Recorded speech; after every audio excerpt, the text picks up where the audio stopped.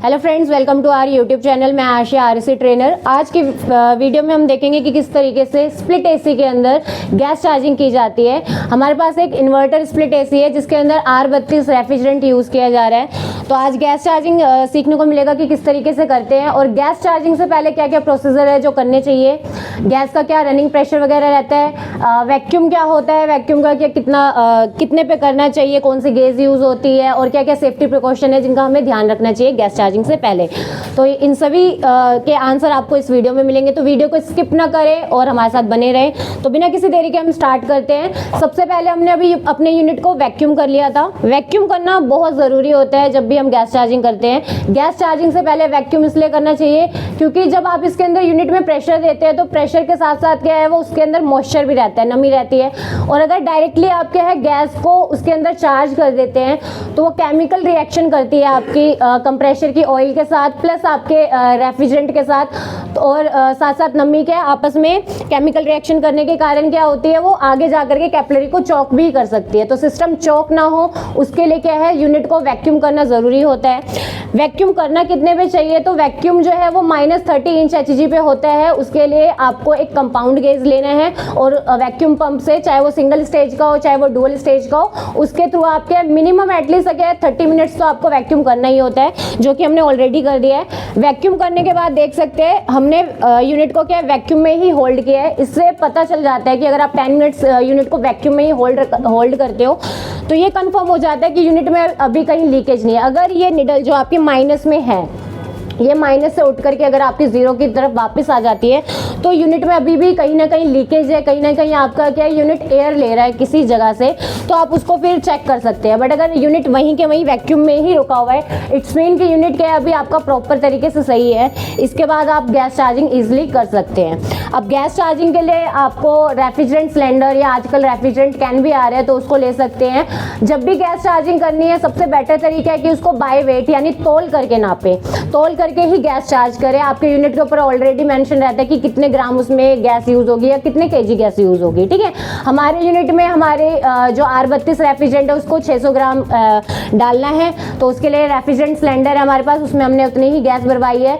तो अभी आपको इसका क्या रनिंग प्रेशर वगैरह है और कितना एम्पियर लेती है, क्योंकि ये एक इन्वर्टर एसी है तो इसके अंदर क्या है आपका प्रेशर भी वेरी करेगा, साथ साथ क्या है आपका एम्पियर भी वेरी करेगा, क्योंकि लोड नहीं है और ठंडियों का टाइम चल रहा है नॉर्मली, तो उसके अकॉर्डिंगली क्या है हो सकता है कि जब लोड घटेगा तो आपका क्या है कंप्रेसर जब स्पीड कम करेगा तो एम्पियर भी कम जाए।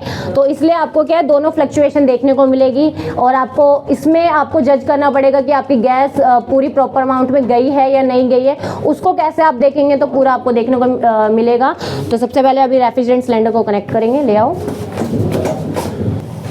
तो रेफ्रिजरेंट सिलेंडर का वेट हमने ऑलरेडी देख लिया है कि कितना है। हमारे खाली सिलेंडर का कितना वेट था वो मुझे ऑलरेडी पता है, और इसके अंदर जब रेफ्रिजरेंट हमने चार्ज की है तो कितना है उसको पूरा टोटल लिया है, उसके अकॉर्डिंगली आप माइनस कर लेंगे उसको कि कितने ग्राम रेफ्रिजरेंट इसके अंदर जाएगी। तो इस तरीके से आपको वेइंग स्केल रखना है, और अगर वेइंग स्केल नहीं है तो उस कंडीशन में आप फिर प्रेशर देख के ही जज कर सकते हो और एम्पियर देख के जज कर सकते हैं। बट वो तरीका एफिशिएंट नहीं है, मैं बार बार ही कह रही हूँ, क्योंकि क्या है इन्वर्टर एसी के अंदर क्या है प्रेशर भी वेरी करता है और एम्पियर भी वेरी करेगा। तो आपको लगेगा यूनिट में गैस अभी भी कम है और आप क्या और अमाउंट में ज़्यादा अमाउंट में गैस चार्ज करने लग जाएंगे। तो बेटर यही है कि आप तोल करके करें। हाँ, इन केस अगर नहीं है तो फिर आपको थोड़ा आपका एक्सपीरियंस के थ्रू गैस चार्ज करनी पड़ेगी। तो अभी यहाँ देख सकते हैं ऑलरेडी पिन उसके अंदर है सर्विस वॉल के अंदर, क्योंकि हमने जब प्रेशर दिया था यूनिट में लीकेज टेस्ट करने के लिए तो पिन नहीं निकाली थी। बट अगर आप in case for safety purpose अगर पिन निकालते भी हैं किसी कारण से तो ध्यान इस चीज़ का रखना है कि वैक्यूम के टाइम पे आपके सर्विस वॉल में क्या है पिन ऑलरेडी लगी होनी चाहिए। अभी पिन लगी हुई है, उसके बाद क्या हमने इसको वैक्यूम किया है, वैक्यूम वहीं का वहीं स्टेबल है, अभी भी देख सकते हो, ठीक है। अब आप ये साइड पोर्ट की चार्जिंग लाइन को हटा करके अपने सिलेंडर से कनेक्ट करेंगे।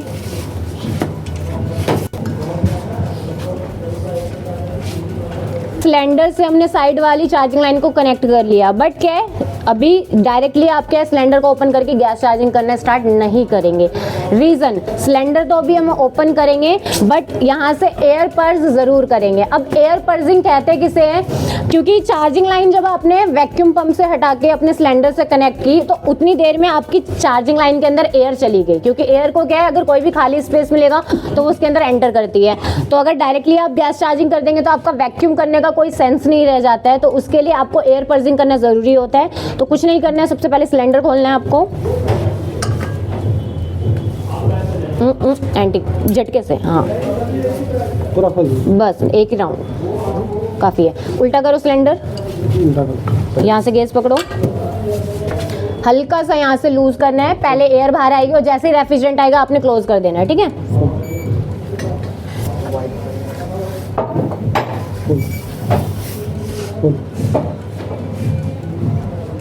एक मिनट, अभी क्या है, हम वैक्यूम ब्रेक करेंगे ये, ठीक है। यानी थोड़े अमाउंट में जो गैस आप डालते हो उसे बोलते हैं वैक्यूम ब्रेक करना। एकदम से कभी भी जब गैस चार्जिंग करते हैं तुरंत ही गैस खोल करके ज़्यादा अमाउंट में नहीं देना होता है, क्योंकि क्या है, लोड नहीं देना होता है कंप्रेसर के ऊपर। तो धीरे धीरे करके जब भी गैस चार्जिंग करनी है, खोलो, जाने दो, बंद करो,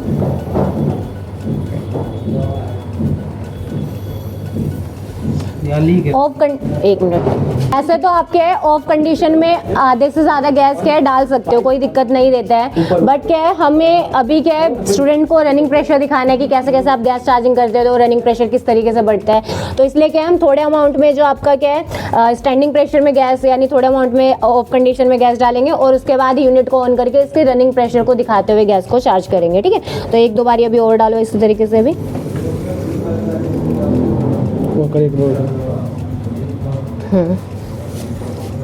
ठीक है। अब वहाँ से आप क्या है स्टार्ट कर, यूनिट को स्टार्ट कर दीजिए, हाँ कर दीजिए, कोई दिक्कत नहीं है, हाँ शुरू करो, कोई दिक्कत नहीं है। अभी 3 मिनट टाइम लेगा वैसे भी, ठीक है।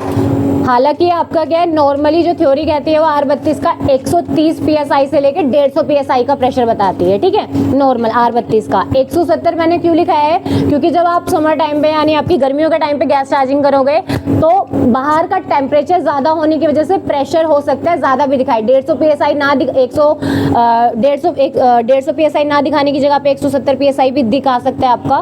बट अभी क्या है, ठंडी चल रही है, रूम में उतना है नहीं, तो इस चक्कर में क्या है आपका प्रेशर भी कम दिखाएगा। अगर ये आपको इस टाइम पे 110 psi भी दिखाता है या 120 psi भी दिखा रहा है, एम्पियर प्रॉपर आ रहा है और गैस पूरी तरीके से चार्ज हो रही है तो कोई दिक्कत नहीं है, ठीक है।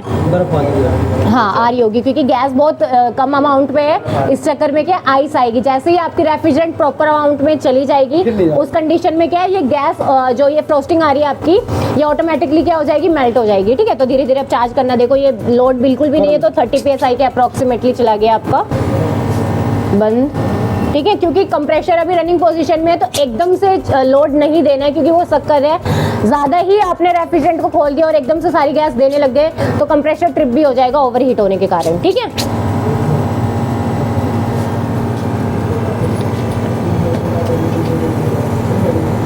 बंद करो, हाँ 1 मिनट, एम्पियर भी मैं वहाँ जाती 9 आ गया।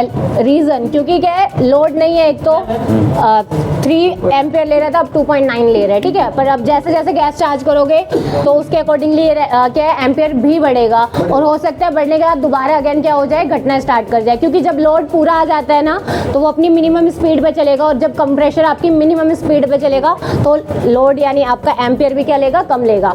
तो अभी का एम्पियर याद रखना और धीरे धीरे अभी जब गैस चार्जिंग करेंगे तो उसका पता चलेगा। आ जाइए, रुक के, ठीक है। कभी भी प्रॉपर एकदम से लोड नहीं देना और टाइम लेता है, इंस्टेंटली कभी भी क्या है आपका क्या है दिखाने नहीं लग जाता है, प्रेशर भी नहीं और टेम्परेचर भी नहीं। हाँ गैस चार्जिंग करते टाइम जब आप स्टार्ट करते हो यूनिट, तो गैस जैसे आपकी कम रहती है, अगर 0 पे आ रही है फिर भी और जब जब गैस बढ़ा रहे हो आप फिर भी 0 पे आ जा रही है, इसका मतलब कि कहीं ना कहीं आपकी नहीं लीकेज है, कहीं ना कहीं गैस उड़ रही है। बट अगर सिस्टम चौक है यानी आपकी ट्यूब कहीं से पिंच हो सकती है, हाँ, या फिर कैपिलरी अगर आपकी ब्लॉक हो गई है, तो उस कंडीशन में क्या आपके गेज में वो माइनस में दिखाएगा प्रेशर आपका, ठीक है। जो रनिंग प्रेशर 0 पे होना चाहिए या फिर जो बड़ा होना चाहिए वो नहीं दिखा रहा है, माइनस में सुई जा रही है तो चौकिंग है, 0 पे हो रहा है बार बार ही, तो हो सकता है कि आपका क्या लीकेज है, कहीं ना कहीं से यूनिट से गैस फिर भी निकल रही है और प्रेशर दिखा रहा है कुछ ना कुछ, और धीरे धीरे देखो बढ़ना स्टार्ट हो रही है। तो इसका मतलब अभी गैस प्रॉपर अमाउंट में धीरे धीरे चार्ज हो रही है। अभी एक रनिंग इसका रनिंग प्रेशर में बताया था 110 से 130 PSI के बीच में भी दिखा सकता है। तो अभी ये लगभग ये आपका 70 PSI, अभी और गैस जाएगी, डालो धीरे धीरे। कितना एम्पियर ले रही है कुणाल?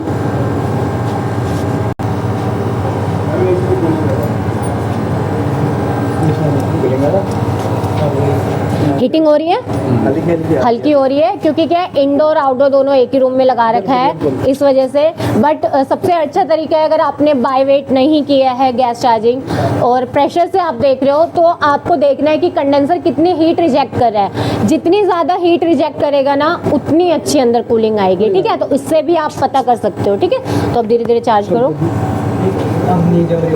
हाँ, फ्रोस्टिंग जो आ रही थी देखो हटने लगी, पूरी हट गई ना। हाँ, चला गया आपका प्रेशर, ठीक है, ठीक है। 110 से है तो भी ठीक है, साइलेंट,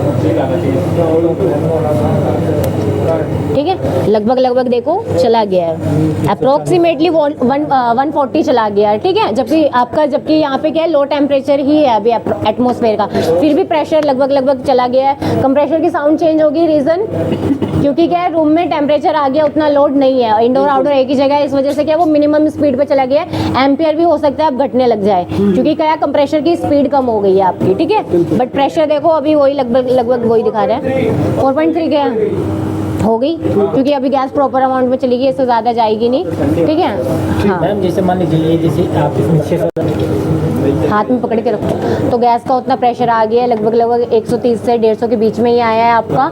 हाँ, तो उसके बाद क्या है, इस वीडियो में आपको देखने को मिला कि R32 इन्वर्टर एसी के अंदर किस तरीके से गैस चार्जिंग की जाती है, वो सीखने को मिला आपको। नेक्स्ट वीडियो बहुत जल्द आएगी, जिसमें हम गैस को किस तरीके से स्टोर करते हैं, यानी पंप डाउन करते हैं, और सर्विसिंग की भी बहुत जल्द आएगी, क्योंकि अभी सीज़न स्टार्ट होने लग रहा है, तो क्या क्या सेफ्टी प्रिकॉशन रखने हैं वो देखने को मिलेगा। तो आज की वीडियो में इतना ही, मिलते हैं नेक्स्ट वीडियो में किसी मज़ेदार टॉपिक के साथ। धन्यवाद।